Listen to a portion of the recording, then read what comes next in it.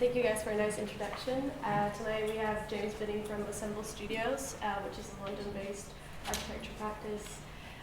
architecture, design and art practice, because they're working across these fields. And I just find it interesting how they're working with public and trying to get them actively involved in being collaborators and participants as well. So.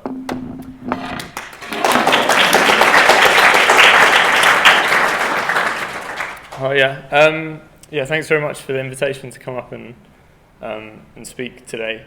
I'm one of a group of people really that have been working together now for about 10 years.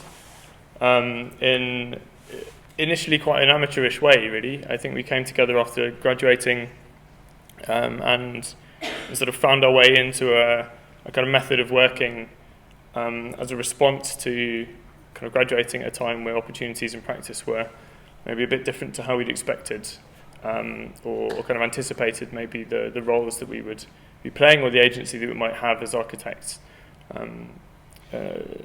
How that had been sort of instilled in us maybe through education was quite difficult, I think, to achieve in practice in around 2009, 2010.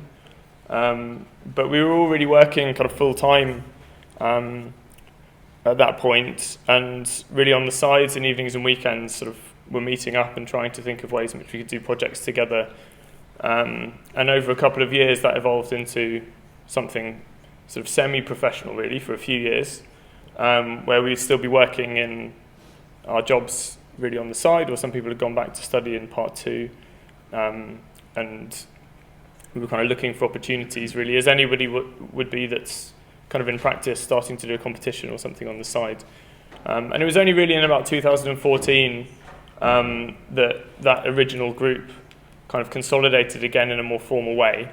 And so now we are organised as a number of companies and as sort of 15 partners and 4 employees. And it's a structure in which if you are with the company for 2 years, then you qualify for partnership, so you become a partner quite quickly. Although at the moment, nobody's been there for 2 years, long enough. We haven't had any employees that long. But that's the kind of model that's in place. But the intention there is to kind of create a structure which allows this original idea of a kind of large group of people working in quite a democratic way to kind of continue to exist and not become a sort of bit of a hegemonic split between 15 people that were there at the beginning and anybody new who comes in on sort of uncertain terms. And that's a kind of a wider structure under which a number of more kind of distinct kind of companies sit, to which those same rules apply. So there's a design practice, which is called Assemble Design. All these distinctions are kind of externally invisible, I think, which is why I'm just sort of explaining them now. But there's a kind of part of the practice which is more focused on design. There's an organisation called Sugar House Studios, which is in itself a project that we set up about 8 years ago now, which is our workspace, but is a place that we share with a lot of other people that are involved in from carpentry to metalwork to kind of industrial design and fine art, graphic design, some music production. So it's quite a mixed space within which lots of different things are happening, and that's been something which has been really critical, I think, to the development of our practice. But that's a sort of slightly separate thing. And then there's also a company, Assemble Builders, which is our kind of vehicle for building projects. It kind of isolates a bit of the risk that we take on in construction projects, which by nature are a bit more volatile, a bit more unpredictable. And then we also have a couple of other organisations that we have slightly different relationships to altogether. One of those would be Granby Workshop, which I'll talk about at the end, which we kind of set up and kind of invested quite a lot in, but then over time there's an expectation that will become more autonomous again and be an employee-run thing. So it is a practice in a kind of coherent sense, but it has kind of many parts, each of which operate under slightly different rules and have slightly different kind of trajectories as well, or extents to which we understand them to be part of the core project or more autonomous projects in themselves. I think in our work and practice, there's a sort of a few ideas that are kind of persistent. I don't think we're a group of people that kind of certainly came out of university very fully formed with a very particular attitude about how we wanted to practice. It's something which is really kind of developed over time, and I think really over the last 10 years we've become a bit more self-aware and better at explaining what it is we're interested in and what the ideas are that we think are really fundamental to how we work and that are consistent across all the projects. I think one is an idea about communication and the means by which we talk about ideas which we think are kind of critical to the way the built environment is made. And maybe one example of that, in a strange sense, perhaps, is this project, which is really an exhibition. It's a research project looking at the kind of attitudes to play in the post-war period, and particularly in relation to quite anodyne environments that we make for children today on modern estates and developments. So swings, slides, kind of ladders, things which are quite prescriptive and really enable children only to relate to them or use them in one particular way. And we were very interested in the kind of character and roughness and kind of sculptural quality of a lot of these post-war structures that would be found in the kind of brutalist housing estates across Britain. Some of which were just fundamentally dangerous. Like this one, I think on the kind of comments list under an article when this project was published, people were talking about like how they would fall off the top of this saucer, and they remember having a broken arm or scraping all the skin off their leg or whatever.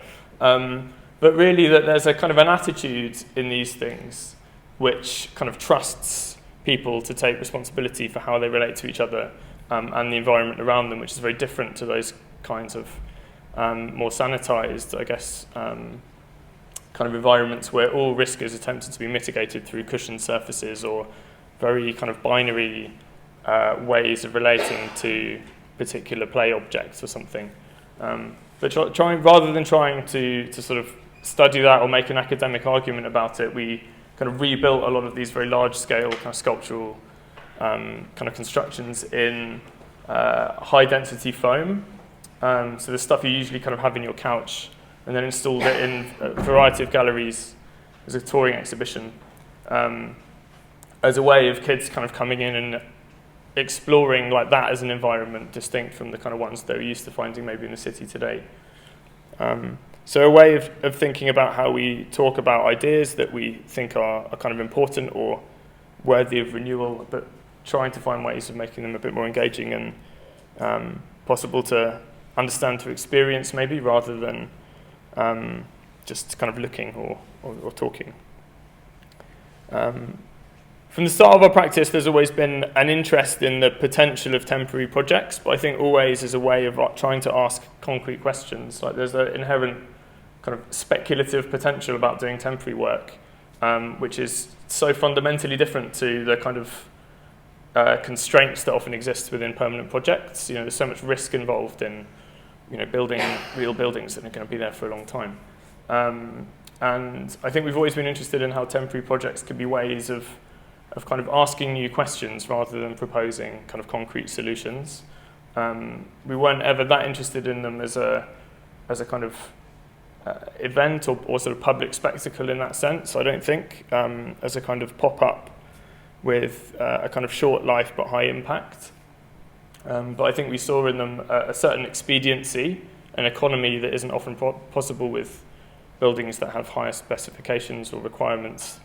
And yeah, as a way of just kind of reframing what might be possible, I think temporary projects have and continue to play a bit of a role in our work. And sort of in relation to that, really, the value in spaces which don't sort of sit within all ordinary frameworks of value within the city. So a lot of our projects kind of made use of opportunities which existed because nobody else saw an immediate commercial opportunity in a site. The first project we ever did was a kind of temporary cinema in a petrol station that was scheduled for development, but that development was stalled. So at that point, the site had kind of no realisable value to anyone, and we were able to borrow it. In this case, the second project was a motorway undercroft, which was a kind of dumping ground. So really, in exchange for clearing the site, we were able to use it for 12 weeks of a summer. And I think these spaces are interesting because in kind of the modern city, there really isn't anything that that exists in a formal way that isn't under extraordinary commercial pressure. And so to do things which are a bit marginal or a bit unusual, and which don't kind of conform very straightforwardly to a kind of commercial logic, I think you have to kind of look and be interested in the marginal places, like the sort of the things which fall in the gaps, I think, between kind of ordinary regulatory or economic frameworks. So again, like whilst they often always contained a sort of inherent visual drama as well, there's a sort of opportunity in spaces like this which I think is just unique to them as kind of these kind of marginal pockets. And I think that continues to be interesting for us at a slightly different scale, and also in other kind of contexts. I think we've always been interested in materials, partly because, this run really was driven very much by economy. Like, we didn't have any money to do the first project. We got a grant from a now defunct government funding programme called Ideas Tap. So we had about £5,000 to build the first project. We'd made a kind of alluring Photoshop image and had a conversation with the person that owned the petrol station, which is just a canopy really. But beyond that, we had really no resources. There were about 25 of us at this point, and we all put in £100. So we had about £7,500, £8,000 to do a project. And all the information we had at this point is very different to a kind of project where you draw everything up, everything, there's bills of quantities, things have been costed. There was none of that really. There was a kind of idea that we'd make this space into a cinema, and we had £8,000 to do it. And then it became really about trying to get materials and work with whatever materials we could find for the money we had. So there's a certain kind of resourcefulness, I think, and a falling back on a mode of practice that we probably were taught in school, which was about an attitude to kind of craft and production, and to working with your hands and working together, which was quite particular. But I think, in the projects we're interested in today, I think is about taking materials often which have quite extraordinary, or are certainly the products of extraordinary processes, which have become kind of totally normal to us.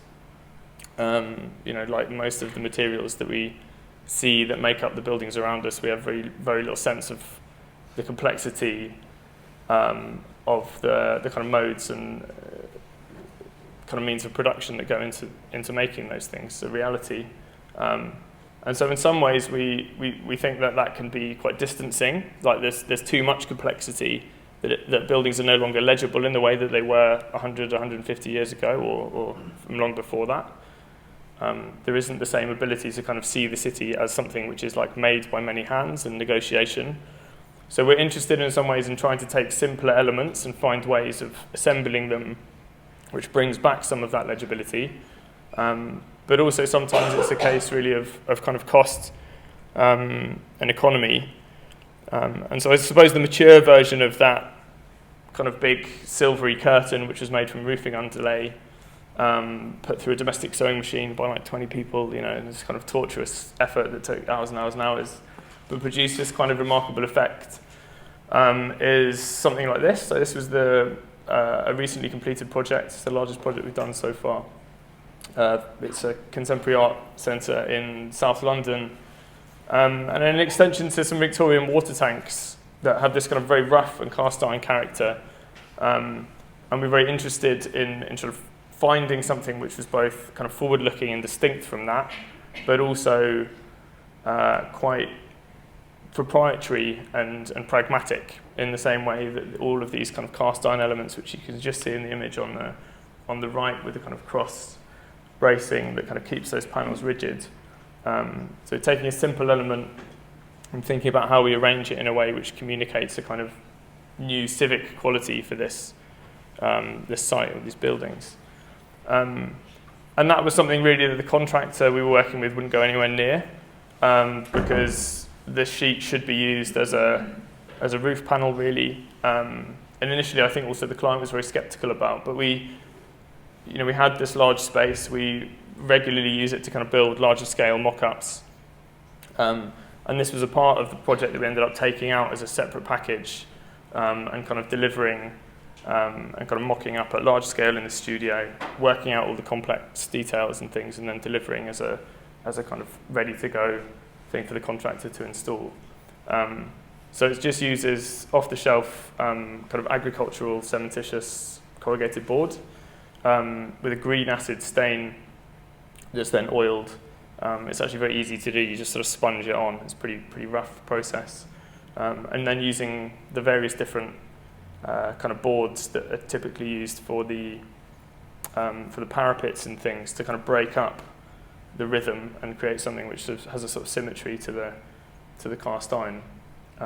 So again, trying to work where possible with as much kind of openness and freedom, I think, in the way that things are assembled and how much control we can have even within much more complex and formal processes of construction. So I'm going to talk about 3 projects and try and link each of them to kind of 3 ideas that I think are quite relevant in a lot of our projects. But these projects I'm going to talk about are ones which we've had quite a long-term involvement with and have an enduring relationship to. But Baltic Street Adventure Playgrounds in the east of Glasgow in Dalmarnock, which some of you may be familiar with.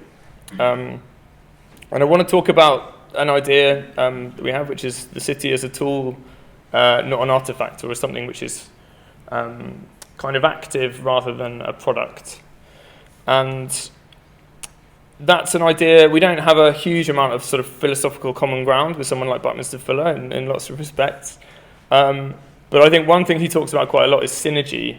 And I think in relation to this idea, that's a very kind of powerful concept, really, that with very limited means, but the right kind of conditions, it's possible to kind of produce something which has a much greater impact than the sum of its parts would suggest.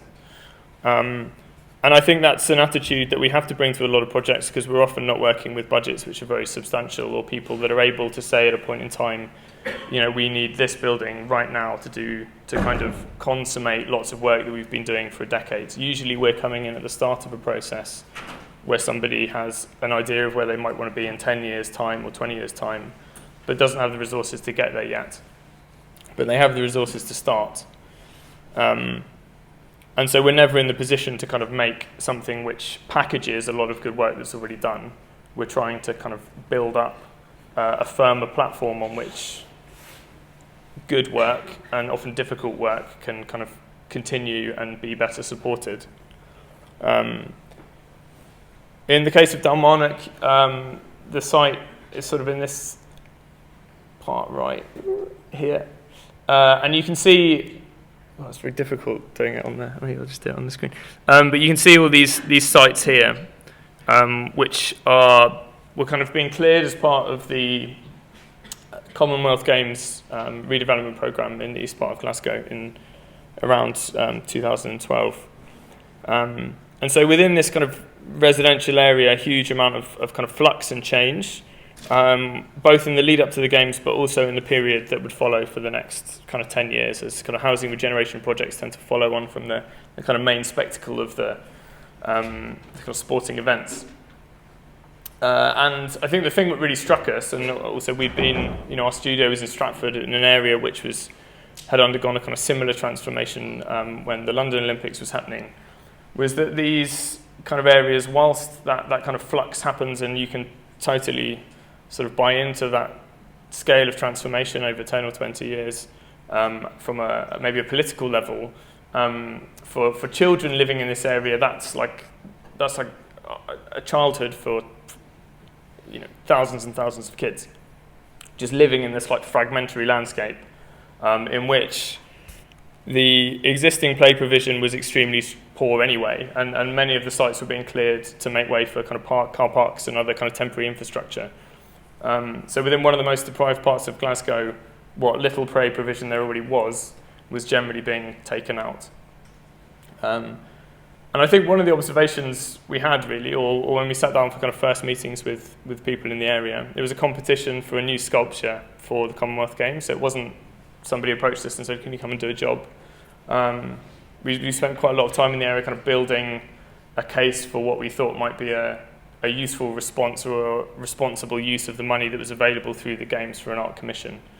And that commission, or our proposal, really consisted of a play project, or the creation of a safe space for play for young children in the area, that wasn't prescriptive in the way that some of the, or all of the playgrounds that had been taken out would be.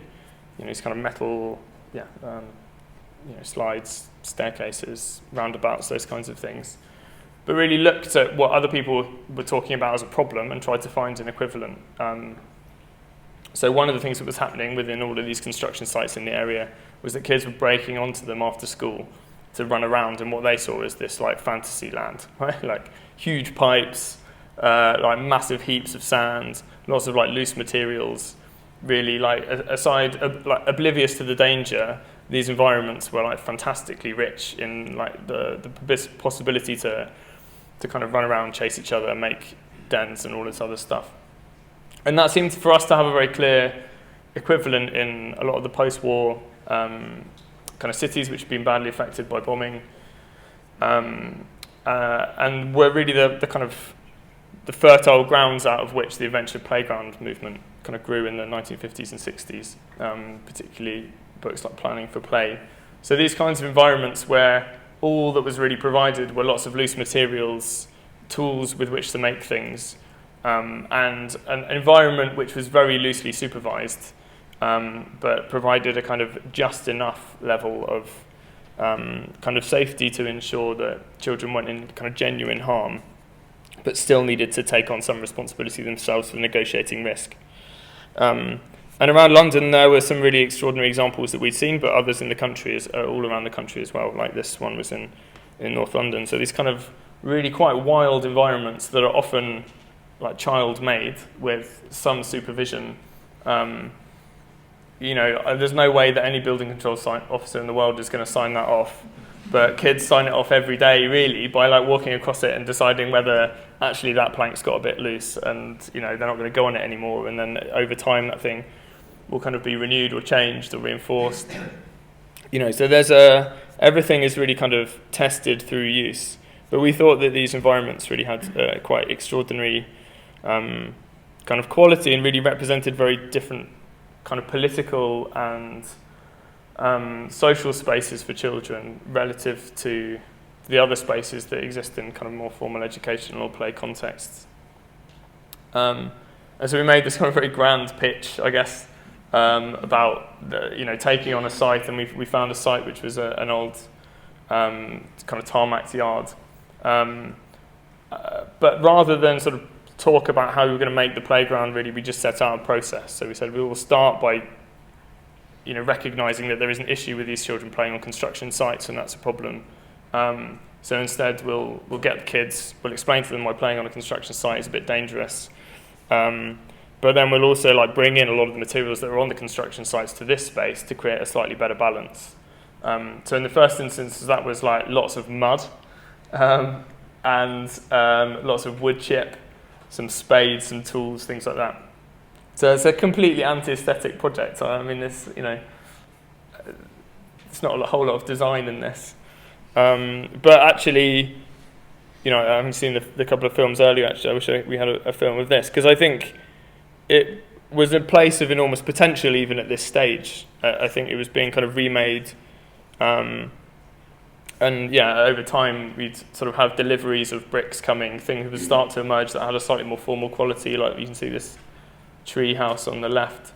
But really, it was a place where kids could kind of come and do useless work and kind of make places that were, to them, something much richer. And over that, throughout that process, really, I think there was as much work in terms of trying to work with a group of play workers from the local area to kind of take them. We took them to Copenhagen and Japan.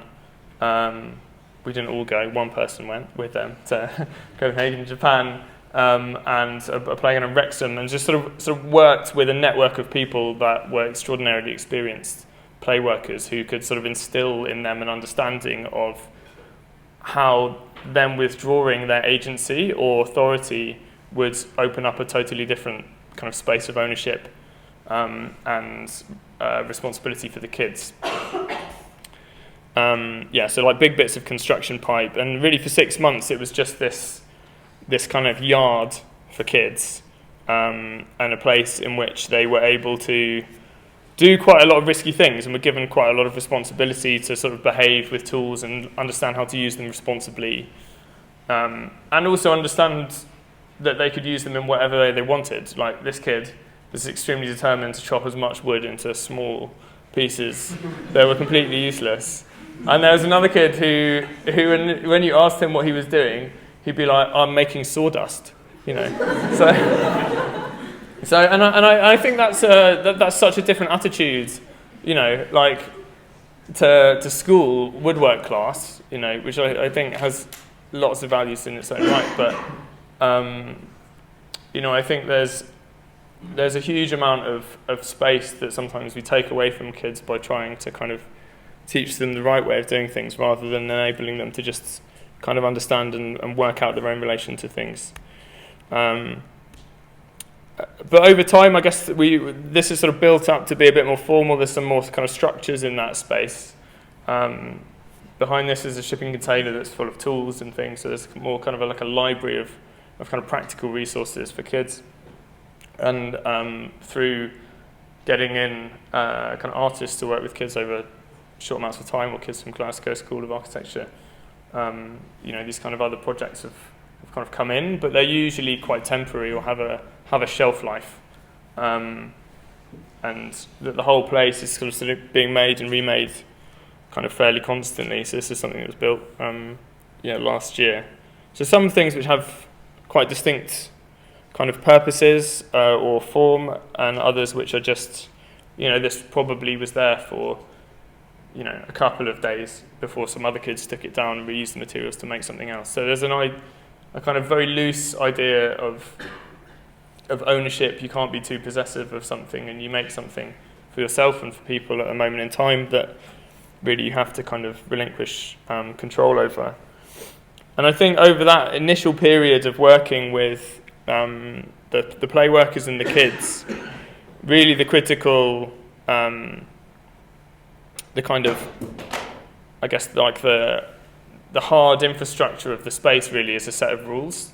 They're the most kind of concrete thing in this particular project. So the idea really that it's a child-led space, that no adult, like any adult that has any relation to any of the kids, is welcome to come to the playground and participate. But there's a very clear idea that within that place, children take the lead. You know, if one child hits another child, happens sometimes, you know, they're not all best of friends all the time. Then the other children that are there need to decide what happens, you know, like whether Robbie's having a bad day and it's totally fine, so-and-so is always a bit of a provocateur anyway, or, you know, or whether, you know, this is the third time that Robbie's done it and they all know, you know, so he's got to go away and think about it for 2 weeks or something. But there really is that responsibility. Like, adults don't intervene if they see something, you know, happening, I think, but at the same time, in the now 4 years or 5 years that the playground's been running, the worst thing that's happened is a kid got their leg stuck in a fence, and that fence was there before we got there anyway. So I think actually there's, you know, there's a kind of laissez-faire attitude in lots of ways, and a trust in the ability of relatively young kids to negotiate their own kind of social relations rather than having to have adults kind of broker and structure those for them.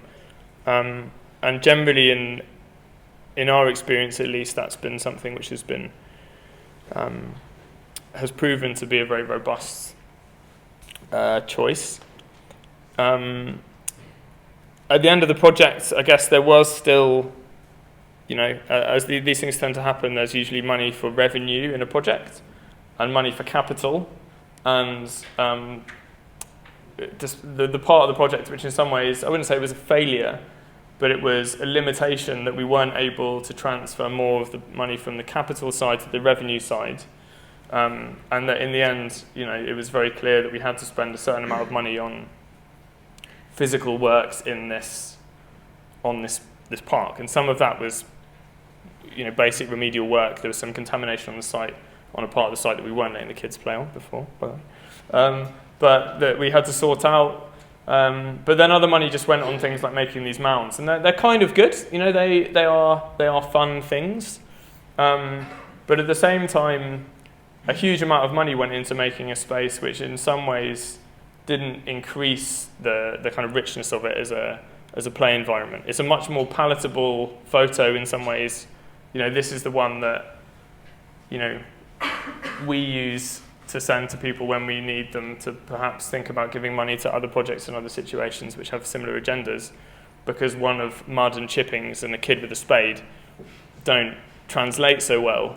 But for us, the learning is that this kind of environment is not nearly as rich, even though it might, visually appeal or sort of contain many of the things that we think a really good, rich children's play space should look like. And in that sense, I think this and a number of other projects, I think, have really helped us to question the value of both the kind of finished product or the kind of polished object. And try to think a bit harder and look a bit more deeply at the kind of cultural use of places, as well as their kind of appearance and how they initially present. So in sort of summary, we developed this project with a cultural producer called Create. We do a few different projects with them, but in this case, as they are in most cases, they're sort of a useful broker for some of the money. But they're quite dexterous in sort of what they do. I guess we pitched it as a project, as really an art project in response to a sculptural commission, but it's established as a charity. It's separate to us, but we sit on the board of it and have been on the kind of either on the board or running the board for the last 5 years. But really the day-to-day work is carried out by a core team of play workers who are autonomous from us, who we sort of are always on the end of the phone, but we're not kind of on a daily basis calling them up, telling them what to do, checking things are going on. But I think coming back to this first idea of something as a tool rather than an artifact, as a kind of, to judge it on what it is, as a set of resources, it's a space with a bunch of scrap material in the most part, and 2 adults who work part-time. But the conditions in which, the terms on which people are able to use that space and have access to it and have a sense that they can grow and take ownership of it, and over time, come back and maybe play a role in how it develops in the future, I think makes something which had a very small initial investment into actually a very extraordinary kind of local asset. The membership now is over 1,000 kids. In the summer, there's about 350 kids a day, I think, visiting. And lots of other kind of programs have consequently kind of bolted on, because it's the best place outside of school in which to work with kids that have a whole tranche of social and economic kind of circumstances which are difficult. So outside, almost all the kids that are registered at this playground will be eligible for free school meals. So in the holiday times, they won't get those free school meals, and that means that there's a kind of food bank program that starts to work through the playground as a way of delivering some kind of consistent care. And those aren't things that we're in any way responsible for or can take responsibility for. And what we did was set up something which is quite simple but also quite open-ended, and that is kind of open enough to allow lots of other people to come in and use it as a platform. And in that way, I think it's more like a tool, I think, rather than a kind of closed kind of building or project. How am I doing for time? I feel like I talked quite a lot for that one. Okay, so the second thing I think we're interested in is the idea of institutions, primarily as shared and relational resources rather than transactional ones. And I think that's really in response to the fact that within lots of kind of contexts, in London specifically is the place we know the best, that we've worked the most, but kind of cuts in the last 10 years have really rendered lots of the spaces that would provide more formal forms of, in this case, kind of social or kind of practical help to people as really limited and constrained. And Blackwell's workshop was somewhere within quite an industrial area in North London, an area which is redeveloping very, very quickly into somewhere where there's a lot of housing, and generally that housing comes at the cost of industrial land, because that land is cheaper. But we were quite interested in thinking about a project. I mean, again, it was quite an open-ended opportunity on this site. It was an open call for projects after some very public and quite destructive riots in London in the run-up to the Olympic Games in 2012. And we were very interested in this kind of earlier generation of public institutions that were often kind of initiated, not by kind of big philanthropists in the model of like the Carnegie libraries and things like that, but as more kind of working class movements that were often formed through cooperation or association. Mechanics institutes would be one, and kind of community sheds, as they're now called. They've broadened slightly from their initial fairly homogenous focus. Though that served a purpose in its own right. I think it was originally the idea that making practical spaces for older men to work would be an opportunity to also tackle lots of mental health issues and kind of things which happen in this particular demographic. But those two spaces as kind of successful examples of something that we thought was very interesting as a kind of shared model for education and kind of informal care, as opposed to something more sort of institutional and transactional, where services are kind of run and delivered by an authority in a more kind of binary way. So we put together a proposal for a public access workshop on this site, which really sits right between a new residential area and the old industrial estates. So it's sort of right on the border, really, and I think that's quite a vital position for a building which contains this kind of variety of uses. But the intention really was to make something which didn't exclusively cater for a professional audience, who are quite well catered for in London in lots of cases. Like there's a good amount of professional makerspace around. But there was the sort of place where you might feel comfortable enough to drop in to learn a new skill, to go and repair something, or for kind of groups of school children to go on a weekday or whatever and use the facilities, because those kinds of facilities or education is increasingly not present also in the school system in England. And it was, again, a very, very simple space, really. It was an existing warehouse that we painted grey, built some partitions inside, and instilled with some machines and a couple of technicians. So whilst the kind of interior design really was very pragmatic, it enabled itself to be kind of changed. And I think maybe more prominent in this project was the organisational infrastructure and the kind of design of that organisation, the hiring of a director and the technicians, and the idea that maybe within the playgrounds it was quite loose, and the fundamental principle is that it's a child-led space. In this project, really, it kind of takes this idea of a platform and tries to formalise it, and enable lots more people to kind of come in and build their own agendas off the back of the tools that are available there.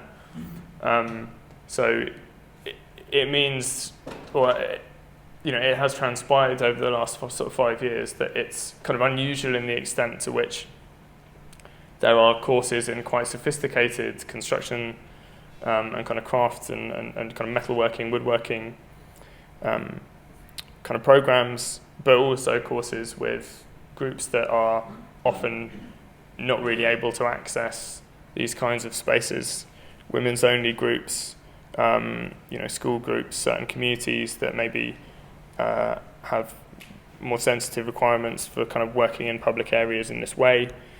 And it's been really successful actually on those terms. So like both as a professional community of people that use it on a regular basis to produce whatever it is, art objects, high value kind of carpentry pieces and all of these things which are kind of the run-of-the-mill bread and butter stuff of a professional workspace.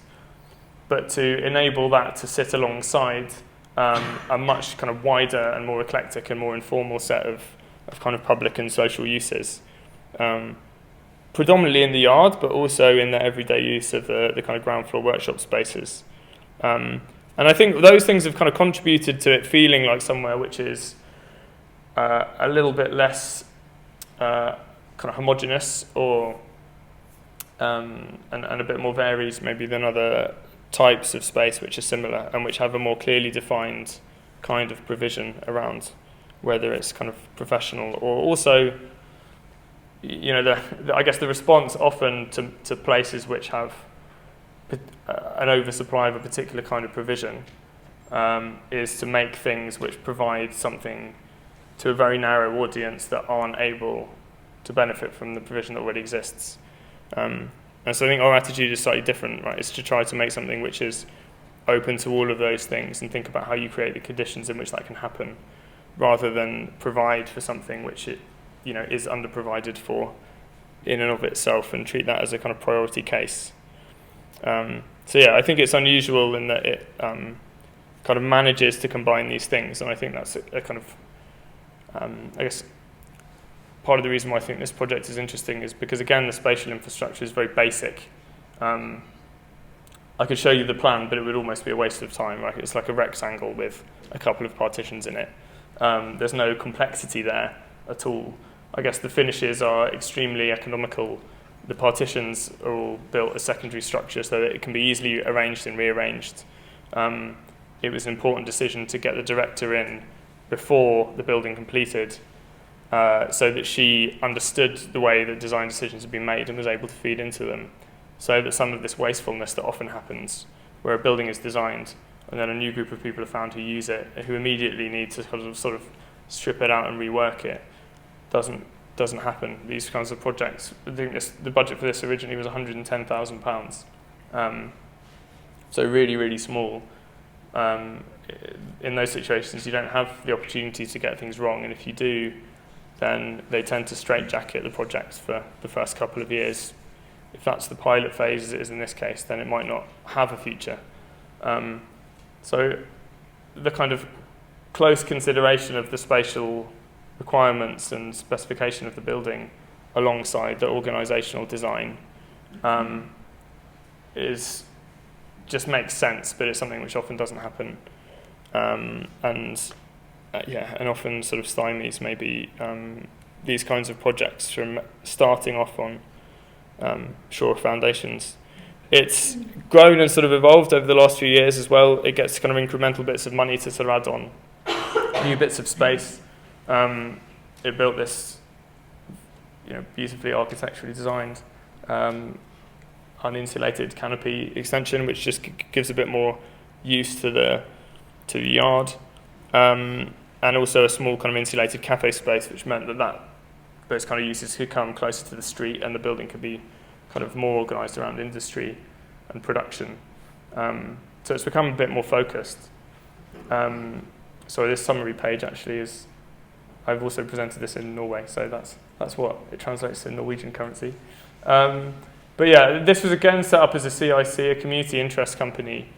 So Baltic Street was a charity, but this is a community interest company, a slightly different structure. But again, like short-term revenue funding for the first 2 years. We, again, are on the board of this, but that's a kind of rotating position, really. We sort of flip between having, some kind of authority and a steering hand in that, but primarily it's the director who's kind of running the show. But I think our role in this was more comprehensive than was the case in Baltic Street and in other projects that we've worked on, really from the organisational and the spatial to design to the business planning. And I think that's been very critical in creating an organisation which is quite small and lightweight, but also very, very viable and able to think about its kind of future in quite an unusually sort of long-term way.